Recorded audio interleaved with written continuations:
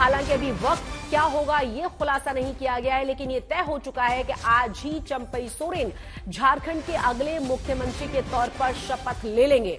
मुख्यमंत्री पद की शपथ लेने के बाद चंपई सोरेन को 10 दिनों के भीतर ही बहुमत साबित करना होगा।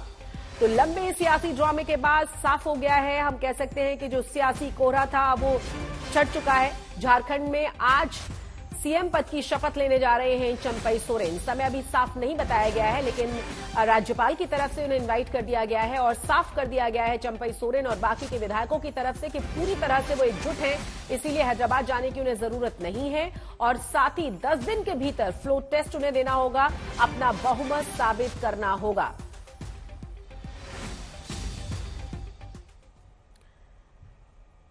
तो इस वक्त की बड़ी और अहम खबर हम आपको बता रहे हैं, आज सीएम पद की शपथ लेने जा रहे हैं चंपई सोरेन और आप देख सकते हैं किस तरीके से एकदम से खुश राजभवन से वो बाहर निकले हैं राज्यपाल से मुलाकात के बाद।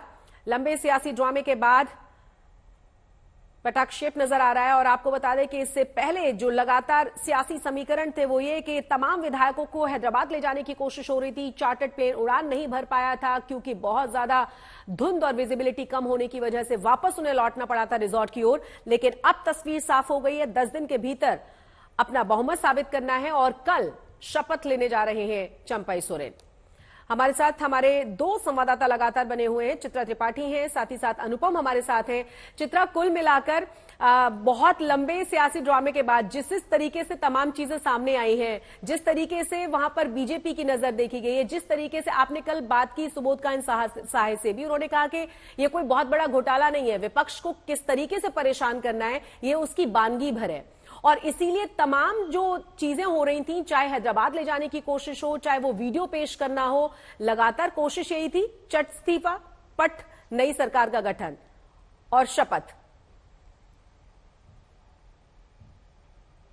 कोशिश तो बिल्कुल सही कहा शशि आपने, झारखंड मुक्ति मोर्चा की ओर से यही की जा रही थी, लेकिन राजभवन की ओर से हरी झंडी नहीं दिखाई जा रही थी। लेकिन कुल मिलाकर ये जो रात है अब इसकी सुबह आ गई है झारखंड मुक्ति मोर्चा के लिए। जैसे ही सुबह होगा उसके बाद तस्वीर साफ हो जाएगी। रात को 11 बजे जाकर मुलाकात की है सीपी राधाकृष्णन जो कि राज्यपाल से हैं, उनसे चंपई सोरेन ने, और सुबह अब उनका शपथ ग्रहण होगा। क्या वो सुबह 10 बजे होगा, 12 बजे होगा या फिर दोपहर 1 बजे का समय इसके लिए मुकर्रर किया जाता है, ये देखना दिलचस्प रहेगा। लेकिन कुल मिलाकर आज का दिन चंपई सोरेन के लिए बहुत बड़ा है। देखिए किस तरह से जिंदगी यू टर्न लेती है बीते 48 घंटों में। अगर हेमंत सोरेन को हम देखें, वो मुख्यमंत्री से पद से इस्तीफा देना पड़ता है और उसके बाद उनको जेल हो जाती है। वहीं दूसरी तरफ अगर देखें चंपई सोरेन जो रेस में ही नहीं माने जा रहे थे, कल्पना सोरेन का नाम बार बार सामने आ रहा था, लेकिन चंपई सोरेन की किस्मत किस तरह से खुलती है और अब राजभवन की ओर से भी रात को 11 बजे जिस तरह से हरी झंडी दे दी गई है, तो आज चंपई सोरेन के लिए बहुत बड़ा दिन होने जा रहा है। वो झारखंड राज्य के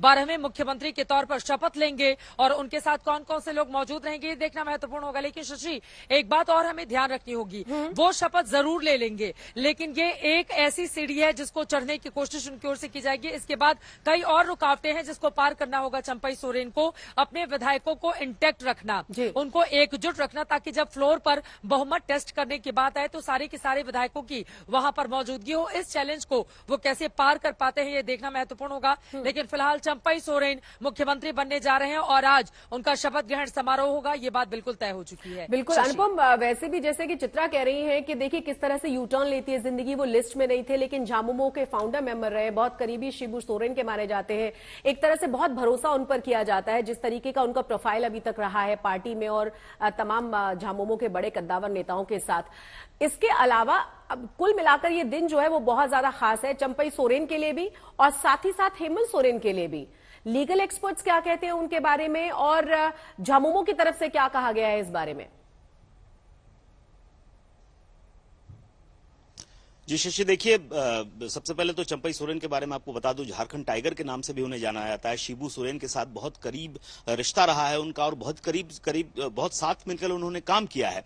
तो ऐसे में उनका जो कद है काफी बड़ा है और सबसे बड़ी बात है कि ये बहुत अद्भुत परिस्थिति एक बनी हुई थी झारखंड के इतिहास में, जहां 24 घंटे से ज्यादा का वक्त हो रहा था लेकिन कोई राज्य सरकार नहीं थी। तो ऐसी स्थिति काफी विकट स्थिति होती है और ऐसे में राज्यपाल पर भी दबाव बढ़ रहा था कि आखिर वो क्यों नहीं बुला रहे हैं। विपक्ष की ओर से लगातार निशाना साधा जा रहा था, तीर चलाए जा रहे थे राज्यपाल की ओर से, और ऐसे में ये कयास भी लगने शुरू हो गए थे कि राष्ट्रपति शासन लगाने के कयास शुरू हो गए थे। लेकिन आपको बता दूं, राष्ट्रपति शासन लगाने के बारे में जो बात कही गई कि ये अंतिम विकल्प होना चाहिए, उससे पहले सारे विकल्पों को अपनाना चाहिए। तो ऐसे में ये सवाल उत्पन्न हो रहा था कि आप इतना वक्त बीत गया है, आप क्यों नहीं बुला रहे हैं। सवाल यह भी उठाया गया कि बिहार में जब ऐसा होता है तो तुरंत कार्रवाई होती है, लेकिन यहां पर देर हो रही है। तो ऐसे में दबाव निश्चित तौर पर राज्यपाल पर भी बन रहा था कि वो क्यों नहीं बुला रहे हैं। क्या कोई तकनीकी खामी है, कोई संवैधानिक खामी रह गई है, कोई लीगैलिटी रह गई है,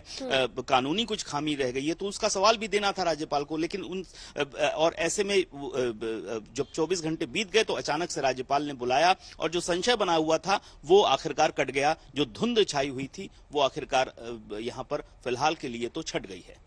बहुत बहुत शुक्रिया अनुपम आपका, बहुत बहुत शुक्रिया चित्रा आपका भी। कल शपथ ग्रहण के बाद आई एम श्योर आप लौटेंगी इतने सारे बड़े घटनाक्रम को कवर करने के बाद। बहुत बहुत शुक्रिया इस तमाम जानकारी को हमारे दर्शकों तक पहुंचाने के लिए।